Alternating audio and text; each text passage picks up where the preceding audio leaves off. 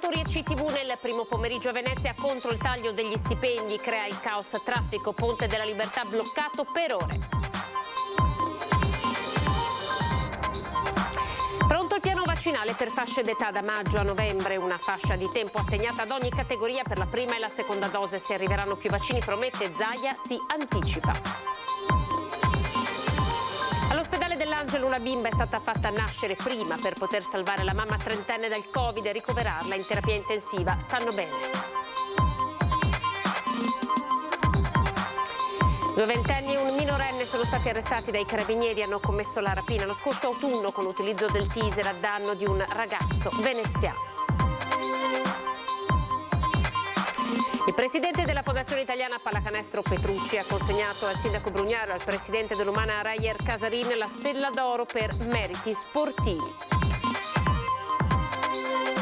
Lunedì 26 aprile il Gran Teatro La Fenice riapre al pubblico in presenza con Verdi. Siamo abituati a rinascere, il commento del sovrintendente Ortomina. Alla Giudecca i bambini veneziani hanno occupato pacificamente Campo Jungas con un flash mob all'insegna del gioco e del divertimento.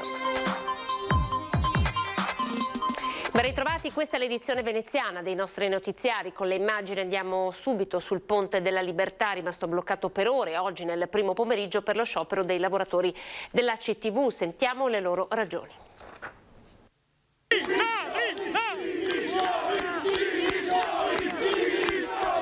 La richiesta che viene da questi lavoratori dell'azienda che lei ha la pretesa di dirigere chiedono il ritiro immediato di qualsiasi provvedimento che voi avete messo in atto.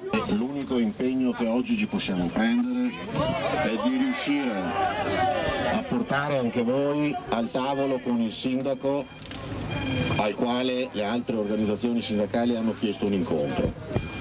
Quando saremo davanti al sindaco decideremo tutti assieme quello che è meglio fare.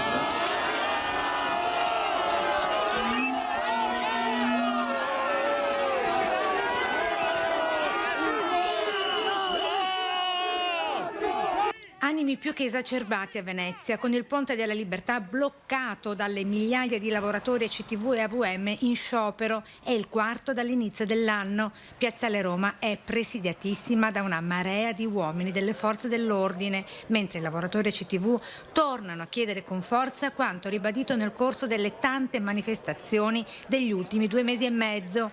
È il sindacato di base, organizzatore dello sciopero, a parlare per loro, tornando a chiedere con le altre sigle sindacali il rientro dei tagli di stipendio, decisi invece unilateralmente dall'azienda e dal comune. Chiedono il ritiro immediato e da quel momento, come è sempre stato detto in tutte le riunioni, noi siamo disposti anche con delegazioni dei lavoratori a sederci al tavolo e trovare una quadra. L'invito ad AVM già esteso anche al sindaco e al prefetto. E vogliamo da voi anche un atto di buona volontà anche da parte vostra. Se i lavoratori sono arrivati a questa esasperazione, purtroppo dobbiamo dire che la responsabilità è anche vostra.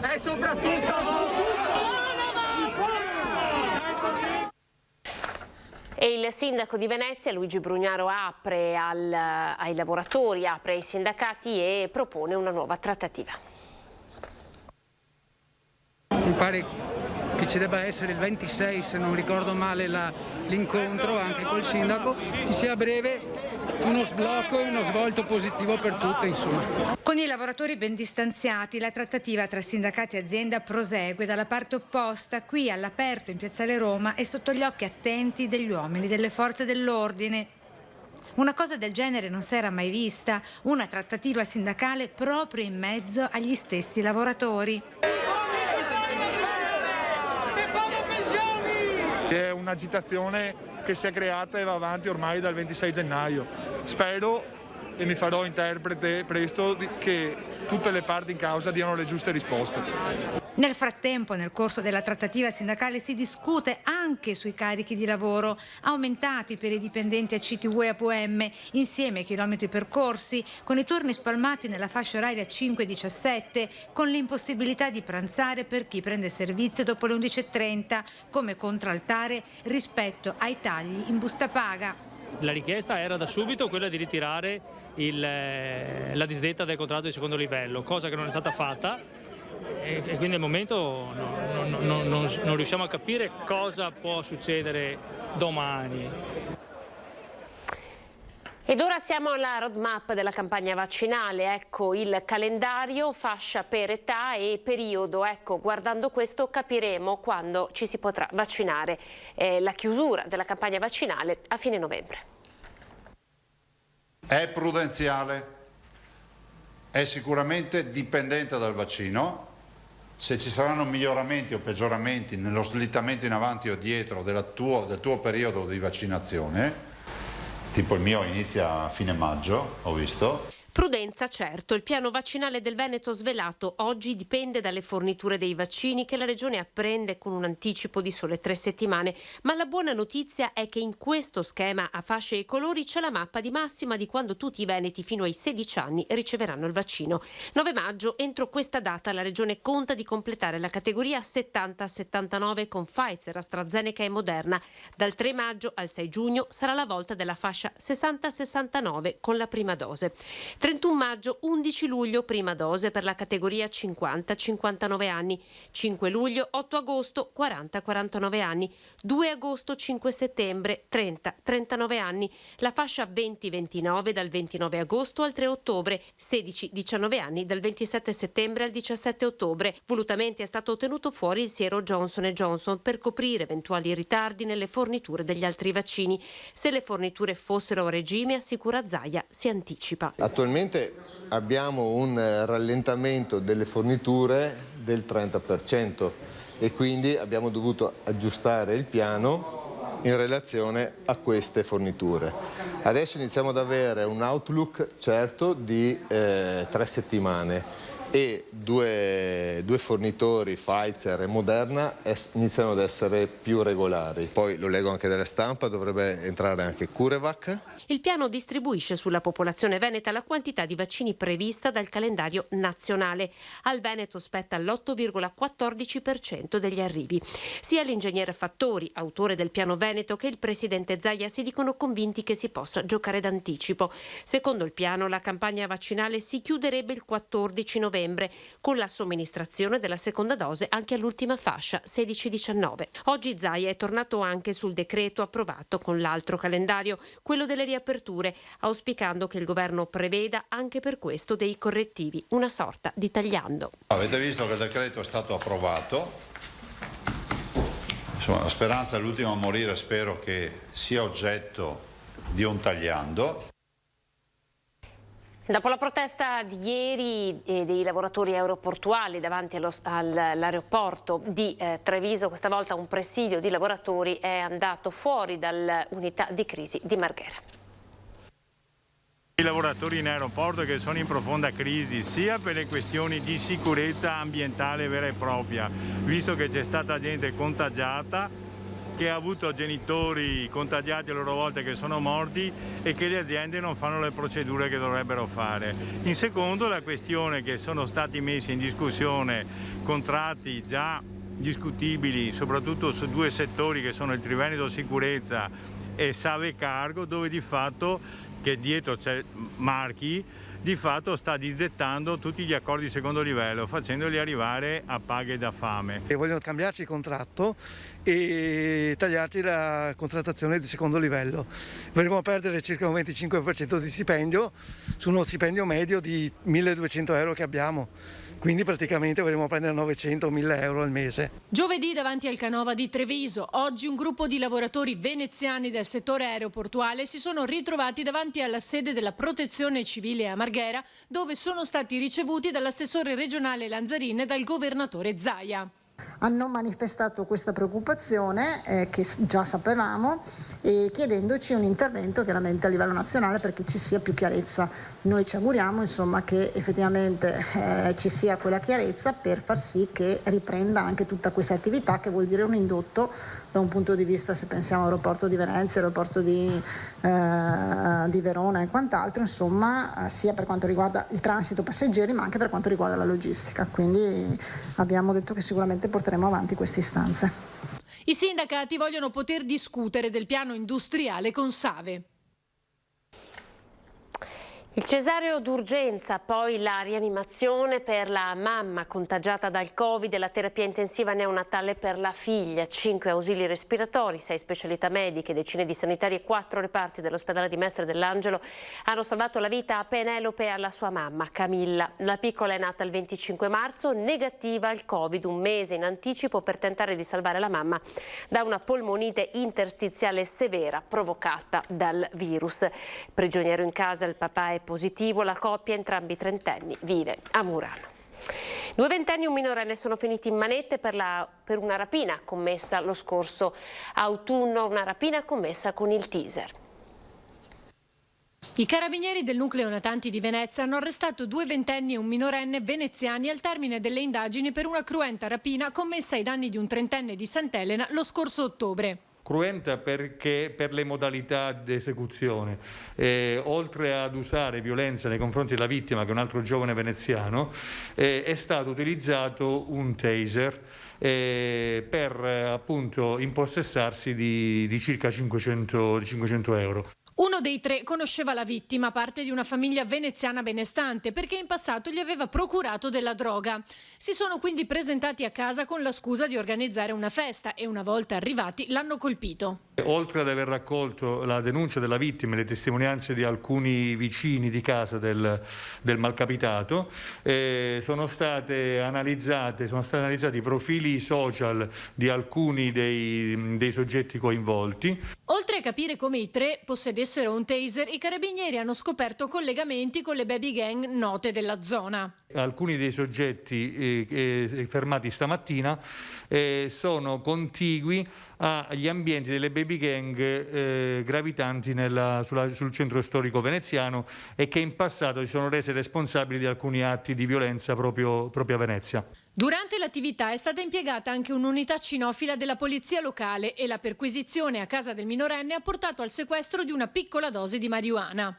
I soggetti sono stati collocati agli arresti domiciliari per quanto riguarda i maggiorenni e invece il minorenne è stato accompagnato presso una comunità minorile della provincia di Padova in attesa delle determinazioni dell'autorità giudiziaria. Uno dei ragazzi maggiorenni sarebbe un familiare di Ivano Gritti, il 47enne, ucciso a colpi di pistola nel 2018 per cui è stato condannato l'amico. Questa mattina a Venezia, nella sede di Ca' Farsetti, il presidente della Federazione Italiana Pallacanestro, Gianni Petrucci, ha consegnato al sindaco Brugnaro, al presidente dell'Umana Reyer, Francesco Casarin, la Stella d'Oro per meriti sportivi. È il massimo riconoscimento. Il massimo riconoscimento dello sport italiano, la Stella d'Oro del CONI per meriti sportivi, è stata consegnata oggi dal presidente della Federazione Italiana Pallacanestro Gianni Petrucci al sindaco di Venezia Luigi Brugnaro e al presidente dell'Umana Reyer Federico Casarin. Una cerimonia emozionante a Ca' Farsetti per un riconoscimento strameritato, consegnato a nome di tutto lo sport italiano, non solo della Federazione Pallacanestro, come ha voluto confermare, intervenendo al telefono, il numero 1 del CONI Giovanni Marrò. L'impegno che ha messo anche nel investire a sue spese sulla misericordia, cioè una persona straordinaria che magari tutti i sindaci avessero questa passione per lo sport. Questo massimo riconoscimento dello sport italiano lo merita proprio per quello che sta facendo. Diciamo, il basket ne è un esempio al maschile e al femminile e per l'attività giovanile. Lo sport è cultura. Per me è un grande onore, è una grande soddisfazione, è un momento particolare per me, per la mia carriera precedente da giocatore e quella attuale, quindi raccontavo prima della grande opportunità che ho avuto nella mia vita, la grande fortuna di poter realizzare i sogni di un ragazzo, di poter fare quello che gli piaceva. Alla premiazione, per restrizioni Covid, non hanno potuto partecipare le 2 prime squadre al completo, maschile e femminile, come tutti avrebbero voluto. ma una rappresentanza guidata da atleti e 2 coach, un'onorificenza che diventa esempio per la città di Venezia. Quando si perde in una competizione si dà la mano all'avversario e ci si allena di più ancora per prepararsi alla prossima sfida. Questa era Venezia quando funzionava e questa era la Venezia che piacerebbe l'Italia, che piacerebbe tornarci a essere.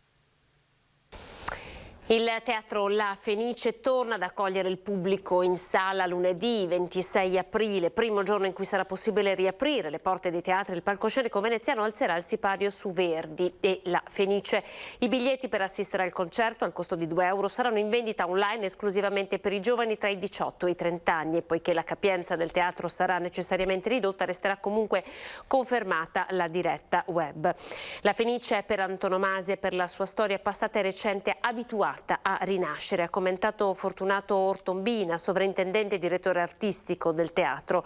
Sa cosa vuol dire cadere e ritrovare poi le energie e la determinazione per rialzarsi. Andiamo alla Giudecca, dove i bambini veneziani hanno occupato pacificamente Campo Jungas con un flash mob all'insegna del gioco e del divertimento.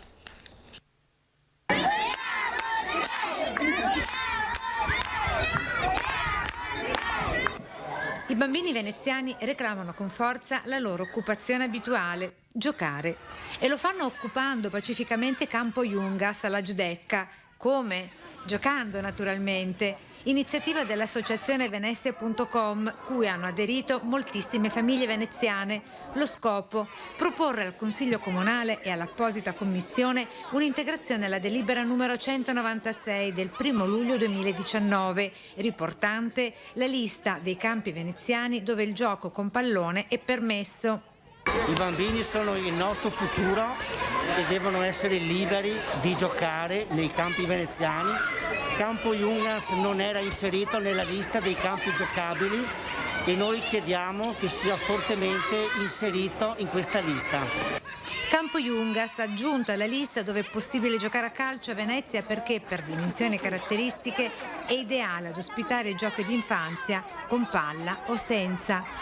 Da sempre i bambini giocano in Campo Jungas, chiediamo soltanto che continui ad essere così. Sport, il veneziano Alberto Cavagnis è il responsabile dell'area tecnica dell'Adriese Calcio, gloriosa antica società di calcio del Polesine che attualmente milita nel campionato nazionale di Serie D. Ci racconta come vive il calcio di provincia in un momento storico di pandemia. Non c'è solo il calcio della Superlega costellato da milioni di euro a parate, esiste anche una dimensione più semplice del pallone, molto più genuina, in cui si vivono emozioni e difficoltà. Ce lo ricorda bene il veneziano Alberto Cavagnis, entusiasmo e competenza al servizio dell'Adriese Calcio, storica società del Polesine, di cui Alberto è responsabile dell'area tecnica, impegnata quest'anno nel campionato nazionale di Serie D. Abbiamo creato una bolla di 40 persone dove all'interno ci sono giocatori, staff, dirigenti e settimanalmente noi ci sottoponiamo ai tamponi e sono contento perché insomma io sono arrivato all'Adriese, l'Adriese non aveva un settore giovanile, il settore giovanile è stato ricostruito e per 2 anni consecutivi è scuola calcio qualificata. Sono contento perché comunque all'interno del gruppo squadra sia l'anno scorso e anche quest'anno ci sono dei giovani veramente di valore. Tra l'altro l'anno scorso il portiere nostro adesso è sotto contratto col Cagliari, ma non solo lui, ce ne sono tanti altri e perché comunque l'Adriese è una società che ha una storia, se pensiamo che è nata nel 1906, porta ancora la matricola numero 700, insomma. Da tifoso, il cuore di Cavagnis batte per il Venezia a caccia dei play-off. La Venezia è come posso dire, il cuore, il cuore che batte per la tua città, per una squadra che sarebbe bellissimo potesse ritornare agli anni della Serie A, perché comunque viverla nella nostra città, vivere lo stadio, dunque penso che sarebbe il massimo, ecco, raggiungere nuovamente la massima serie, ecco. Con lo sport ci fermiamo, è tempo di dare le previsioni del tempo e poi l'edizione trevigiana dei nostri notiziari. Grazie per essere stati in nostra compagnia, arrivederci.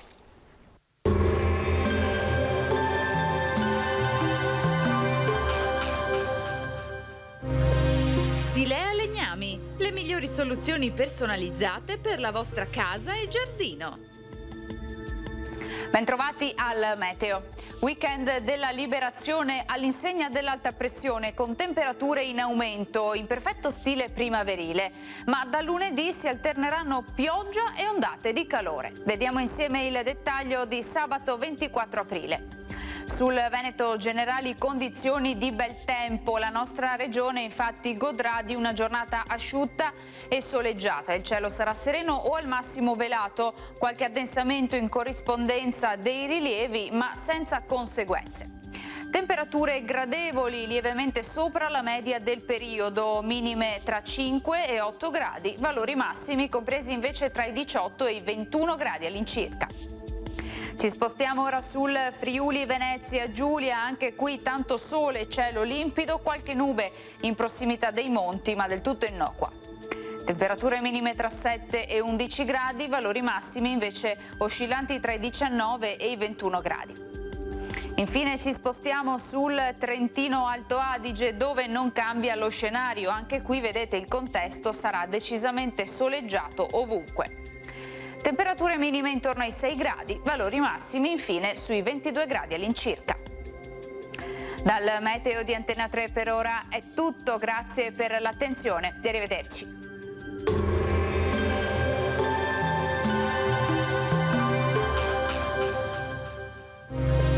Silea Legnami, le migliori soluzioni personalizzate per la vostra casa e giardino.